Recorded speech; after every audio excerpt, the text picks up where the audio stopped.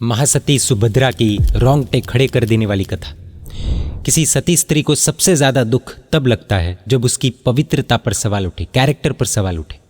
महासती सुभद्रा की पवित्रता पर जब प्रश्न उठाया गया तब उन्होंने ऐसा क्या किया कि उनकी सत्य और सतीत्व की शक्ति से पूरा नगर हिल गया। एक सती स्त्री की आंखों में जब आंसू आए तब पूरी प्रकृति उसके साथ रो पड़ी। क्या कुछ हुआ था, आइए जानते हैं महासती सुभद्रा की रोचक कथा। आप देख रहे हैं जैन मीडिया, बने रहिए इस वीडियो के अंत तक। वसंतपुर नगर में जीत शत्रु नाम का राजा राज करता था। राजा का एक मंत्री था जिनदास। वो जैन धर्म का गहरा जानकार था। उसकी पत्नी थी तत्वमालिनी, वो भी एक सुश्राविका थी। उनकी एक बेटी थी सुभद्रा, वो रूपवान भी थी और गुणवान भी थी। उसके माता पिता ने उसे बहुत अच्छे संस्कार दिए थे। जब वो यौवन में पहुंची तब मंत्री जिनदास सोचने लगे, अब मुझे अपनी बेटी के लिए एक अच्छा और योग्य वर यानी कि लड़का खोजना चाहिए। एक ऐसा वर जो जैन धर्म का उपासक हो, फॉलोअर हो और विवाह के बाद भी धर्म का पालन कर सके। एक दिन चंपापुरी का एक युवा व्यापारी बुद्धदास वसंतपुर आया। वो अन्य धर्म को मानने वाला था। जब उसने सुभद्रा को देखा तब उसके मन में सुभद्रा के प्रति गहरा आकर्षण, अट्रैक्शन पैदा हुआ। बुद्धदास ने लोगों से पूछा, ये कन्या कौन है, किसकी बेटी है? लोगों ने कहा, ये जिनदास मंत्री की बेटी है। वे अपनी बेटी का विवाह ऐसे व्यक्ति से ही करेंगे जो जैन धर्म का उपासक हो। ये सुनकर बुद्धदास ने सोचा, मुझे जैन धर्म सीखना ही होगा, मुझे किसी भी तरह सुभद्रा से विवाह करना है। इस संकल्प के साथ बुद्धदास ने जैन धर्म को जानना शुरू कर दिया। थोड़े ही समय में वो जिन धर्म का ज्ञानी बन गया। अब वो हर रोज जिन पूजा करता, कंदमूल यानी कि जमीन कंद और रात्रि भोजन का त्याग करता और जैन धर्म के नियमों का पालन करता था। सब लोग उसकी भक्ति देखकर प्रभावित हो गए। कुछ समय के बाद बुद्धदास फिर वसंतपुर आया। वहां पर उसने जिनेश्वर भगवान की पूजा की और फिर उपाश्रय जाकर गुरु भगवंत का प्रवचन सुना। मंत्री जिनदास ने जब उसका आचरण देखा यानी कि बिहेवियर देखा तो वे बहुत प्रसन्न हुए और उन्होंने बुद्धदास को अपने घर मंदिर में पधारने के लिए इन्विटेशन दिया। बुद्धदास ने बहुत आडंबर के साथ परमात्मा की भक्ति की। उसके बाद मंत्री ने बुद्धदास को भोजन करने के लिए कहा। भोजन के समय जब जिनदास मंत्री अलग अलग आइटम्स परोसने लगे तब बुद्धदास ने कहा, आज मुझे घी और दही का त्याग है और 2 सब्जी से ज़्यादा मैं कुछ नहीं लूँगा। उसके त्याग और रसनेंद्र पर यानी कि जीभ पर कंट्रोल को देखकर मंत्री ने सोचा, वाह, ये तो बिल्कुल वैसा ही लड़का है जैसा मुझे अपनी बेटी के लिए चाहिए था। भोजन के बाद मंत्री ने कहा, बुद्धदास, मैं चाहता हूँ कि तुम मेरी बेटी सुभद्रा से विवाह करो। बुद्धदास को तो यही चाहिए था। उसने तुरंत कहा, मंत्रीवर, यह तो मेरा सौभाग्य होगा। और फिर एक शुभ दिन सुभद्रा और बुद्धदास का विवाह बड़े धूमधाम से हो गया। शादी के बाद सुभद्रा ससुराल पहुंची और वहां पर सभी के साथ प्रेम एवं विनयपूर्वक रहने लगी। सुभद्रा हर दिन मंदिर जाकर तीर्थंकर परमात्मा की पूजा करती, भक्ति करती और धर्म में मग्न रहती। उसके इस आचरण को देखकर एक दिन उसकी सास ने कहा, यहाँ तो हमारे धर्म के जो भगवान हैं उनकी पूजा होती है, इसलिए अब से जैन मंदिर में जाने की कोई ज़रूरत नहीं है। उस समय तो सुभद्रा चुप रही, लेकिन उसने मन में सोचा, अरे ये सब तो अन्य धर्म को मानने वाले हैं। मेरे पति ने मुझसे छल से यानी धोखे से विवाह किया है, लेकिन अब जो होना था वो हो गया। लेकिन मैं किसी भी हालत में जिन धर्म का त्याग तो नहीं करूंगी। इस तरह दृढ़ संकल्प करने के बाद सुभद्रा मेरू पर्वत की तरह जिन धर्म में अडिग रही और सास के मना करने पर भी मंदिर जाती रही, गुरु भगवंत के प्रवचन सुनती रही और इस तरह से समय बीतने लगा।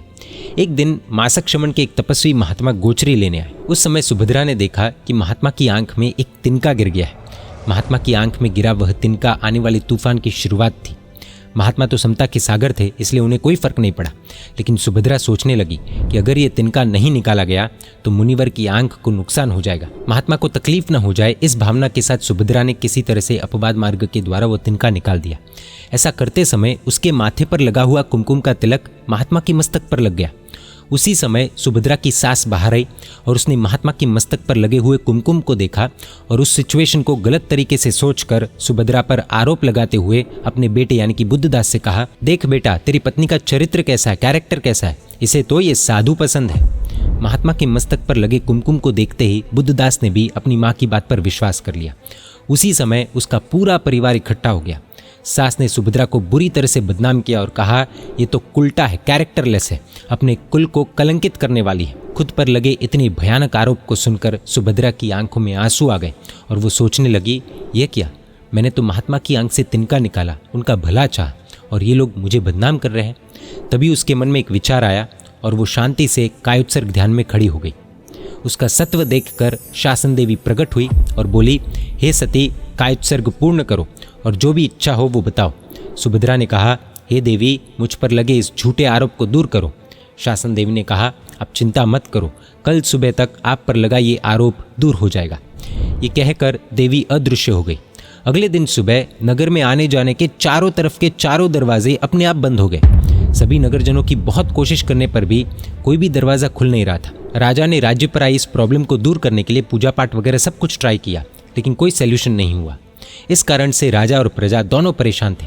उसी समय आकाशवाणी हुई, जो स्त्री सती हो और वो अगर छलनी से कुएं में से पानी भरकर नगर के दरवाजों पर वो पानी छिड़केगी तभी ये दरवाजे खुलेंगे। अब प्रैक्टिकली सोचे तो छलनी में पानी भरना इम्पॉसिबल है, क्योंकि छलनी में पानी के टिकने के 0 चांसेस है। इसमें तो कोई लॉजिक ही नहीं। लेकिन पता नहीं कुदरत क्या चाहती थी। आकाशवाणी सुनते ही राजा ने तुरंत घोषणा करवाई कि जो सती स्त्री ये काम करेगी उसका राज्य में सम्मान होगा। चंपापुरी नगर की अनेक स्त्रियां कुएं पर पहुंची, लेकिन कोई भी छलनी से जल नहीं ला सकी। ये देख राजा की चिंता बढ़ती जा रही थी। इसी बीच सुभद्रा ने अपनी सास से कहा, माताजी, आपकी अनुमति हो तो मैं नगर के दरवाजे खोल दूं? सास ने कहा, पहले तो तूने कुल को कलंकित किया है और अब ये। सुभद्रा ने तुरंत कहा, माताजी, आप चिंता मत कीजिए, मुझे विश्वास है कि मैं नगर के दरवाजे खोल सकूंगी। आखिर सास ने सुभद्रा को अनुमति दे दी। सैकड़ों लोगों की उपस्थिति में सुभद्रा ने छलनी से कुएं में से पानी बाहर निकाला और नगर के 3 दरवाजों पर पानी का छिड़काव किया और तुरंत ही वो दरवाजे खुल गए। उस समय शासन देवी ने आकाशवाणी की, यदि कोई सुभद्रा की तरह सती स्त्री हो तो वो 4था दरवाज़ा खोल दे। लेकिन किसी भी अन्य स्त्री से वो दरवाज़ा नहीं खुल पाया। आखिरकार सुभद्रा के पानी के छिड़काव से ही वो 4था दरवाज़ा भी खुला।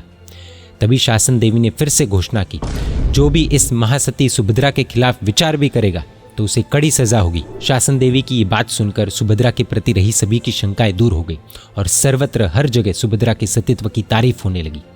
सुभद्रा के सास और ससुर ने भी महासती से क्षमा मांगी और उस समय पूरे परिवार ने जैन धर्म का स्वीकार किया। अंत में जैन दीक्षा लेकर सभी कर्मों को खत्म करके सुभद्रा महासती मोक्ष में गई। आखिरकार सत्य की जीत हुई। यहाँ पर कथा तो पूरी होती है, लेकिन लर्निंग्स अमेजिंग है, जानने जैसी है। जिनदास एक मंत्री था। मंत्री के तो कितने कनेक्शंस होते हैं, सभी को पता है। लेकिन फिर भी अपनी बेटी के लिए जब वर देखने की बात आई तो फर्स्ट प्रायोरिटी पर धर्म को रखा। आज तो कुछ लोगों के लिए अनफॉर्चुनेटली लास्ट प्रायोरिटी धर्म हो गया है। इतना ही नहीं, कुछ लड़के लड़कियां तो अपने पार्टनर में सबसे कम धर्म देखना चाहते हैं। कारण क्या? इतना ही कि धर्म ज़्यादा होगा तो मौत शौक पूरे नहीं होंगे, धर्म कम होगा तो दुनिया भर के मौत शौक कर पाएंगे, क्योंकि कोई कंट्रोल सेंटर ही नहीं रहेगा। हम कहाँ थे और कहाँ आ गए, सोचने जैसा है। लेकिन हाँ, विडंबना ये है कि जब यही लोग मौत शौक करते हुए ठोकर खाते हैं, जीवन में कोई नुकसान कर बैठते हैं, तब धर्म की शरण में आते हैं। खास बात यह है कि ऐसे लोग मौत शौक से भी एक दिन ऊब जाते हैं। मंत्री जिनदास ने जिस तरह धोखा खाया उसी तरह हम भी धोखा खाते हैं। समस्या ये है कि हम सिर्फ बाह्य व्यवहार ही देखते हैं और इशू ये है कि व्यक्ति के अंदर की सच्चाई सामान्य व्यक्ति के लिए जानना लगभग नामुमकिन जैसा होता है। बुद्धदास ने श्रावक बनने का ढोंग किया और जिनदास तो एक मंत्री था। मंत्री कोई सामान्य व्यक्ति नहीं होता है, एक्स्ट्राऑर्डिनरी ही होते हैं। ब्रिलियंस भी उनमें कूट कूट कर भरी होती है, तभी तो राजा उन्हें मंत्री बनाते हैं। लेकिन ऐसे मंत्री भी अगर व्यक्ति को पहचानने में धोखा खा जाए तो हम जैसों के लिए it is almost impossible to identify the truth. इसका सोल्यूशन शायद ये हो सकता है कि किसी को भी पहचानने में थोड़ा समय लेना चाहिए, और बाकी अगर कर्मों में लिखा ही है तो चाहते न चाहते हुए भी हमें धोखा मिलेगा ही। इधर एक लर्निंग बहुत इंटरेस्टिंग है। महासती सुभद्रा की ऐसे देखने जाए तो जैन धर्म से बाहर धोखे से शादी हुई, लेकिन अंत में महासती सुभद्रा के पक्ष में सत्य था। तो इसके पीछे 4 बड़े कारण नजर आते हैं। शादी भाग कर नहीं, बल्कि माता पिता की सहमति से की थी, यानी कि उनका आशीर्वाद साथ में था। महासती सुभद्रा ने कभी भी धर्म को छोड़ा नहीं था। धर्मो रक्षति रक्षिता, धर्म उनकी रक्षा करता है जो धर्म की रक्षा करता है। क्रिटिकल सिचुएशन में भी धर्म का त्याग उन्होंने नहीं किया। ऐसे देखने जाए तो वे अकेले हो गए थे, राइट, लेकिन पूरी प्रकृति एवं दैवी शक्ति उनके साथ थी। जो होना था वो तो हो गया। ऐसा एटीट्यूड उन लोगों में ही होता है जो कर्म सिद्धांत में मानते हैं, क्योंकि जो पास्ट की घटना में अटक जाते हैं वो कभी भी प्रेजेंट या फिर फ्यूचर का सोच ही नहीं पाते। पास्ट को भूलने का सबसे खतरनाक वेपन है कर्म सिद्धांत। इसके लिए कर्म ग्रंथ पढ़ सकते हैं। महासती सुभद्रा ने रिएक्ट नहीं बल्कि रेस्पॉन्ड किया। जब सच्चाई पता चली तब भी वो मंत्री की बेटी होने से बहुत कुछ कर सकती थी, लेकिन एक भी रॉन्ग स्टेप उन्होंने नहीं लिया। कहते हैं ना, गिव टाइम सम टाइम, समय को थोड़ा समय देना चाहिए। यही उन्होंने भी किया। आखिरकार अंत में उनके पूरे परिवार वालों को जैन धर्मी बना दिया। Result was amazing. रिएक्ट करती तो कभी इस तरह से रिजल्ट आता ही नहीं। अच्छे रिजल्ट्स के लिए रेस्पॉन्ड करना चाहिए, रिएक्ट नहीं। पेशेंस बहुत सारे रोगों की दवा है। सिर्फ दृश्य देखकर आगे पीछे की बात न जानकर सिचुएशन को ब्लाइंडली जज करने वाला मूर्ख होता है। चाहे कुछ भी हो जाए, कुछ भी सीन क्यों ना हो, थोड़ा समय लेकर समझना चाहिए। महात्मा के माथे पर कुमकुम देखकर बुद्धदास की माँ और बुद्धदास ने रिएक्ट किया, रेस्पॉन्ड नहीं किया, रिएक्ट किया।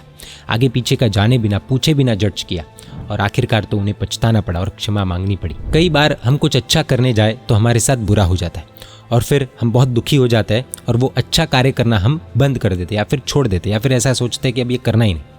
ये सोच पूरी तरह से गलत है। इसे टेक्निकली समझना होगा। अच्छा करने से कभी भी किसी का न कभी बुरा हुआ है और न ही कभी होगा। पूर्व में किए गए पाप के कारण उसका फल भविष्य में हमें मिलना ही है, ये तो हर कोई मानेगा, राइट। कई बार ये फल हमें तब मिलता है जब हम कोई अच्छा कार्य करने जा रहे हो, तो उस फल का ठीकरा हम फोड़ देते हैं अच्छे कार्य पर। इसलिए अच्छा कार्य करते समय दुख आए तो इसका अर्थ ये नहीं होता है कि उस अच्छे कार्य के कारण हमें दुख आया, बल्कि पूर्व में किए गए पाप कर्म के कारण ऐसा हुआ है, ऐसा मानना है। अच्छा कार्य करना और दुख आना, it is just a mere coincidence, they are not related to each other. अब मान लीजिए एक दिन पहले किसी ने जंक फूड खाया, बुरा खाना खाया, होटल में खाया, और फिर अगले दिन वो घर आकर रोटी सब्जी खाता है। और मान लो एक दिन पहले जो उसने खाया था उसका असर अगले दिन होता है, और जब पेट खराब होता है तो वो क्या कहेगा, रोटी सब्जी में कुछ गड़बड़ हुई है। लेकिन एक्चुअल प्रॉब्लम कहाँ थी, एक दिन पहले खाए जंक फूड में। तो ये कुछ इस तरह से काम करता है।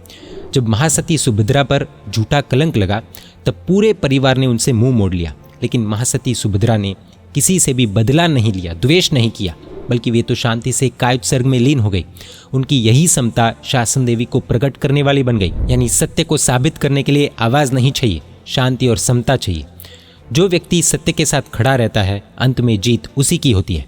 हाँ, कुदरत परीक्षा लेती है, लेकिन जीत उसकी अंत में अवश्य होती है और समय उसका साक्षी बन जाता है। सत्यमेव जयते, सत्य ही जीत पाता है। जो व्यक्ति धर्म के साथ, सत्य के साथ खड़ा होता है, उसको परेशान करने से पहले एक नहीं 1000 बार सोच लेना चाहिए, क्योंकि सत्य और धर्म के मार्ग पर अकेला व्यक्ति भी कभी अकेला नहीं होता है। वो ज़रूर रिएक्ट नहीं करेगा, लेकिन उसके बदले कुदरत ज़रूर रिएक्ट करेगी, कुदरत ज़रूर जवाब देती है।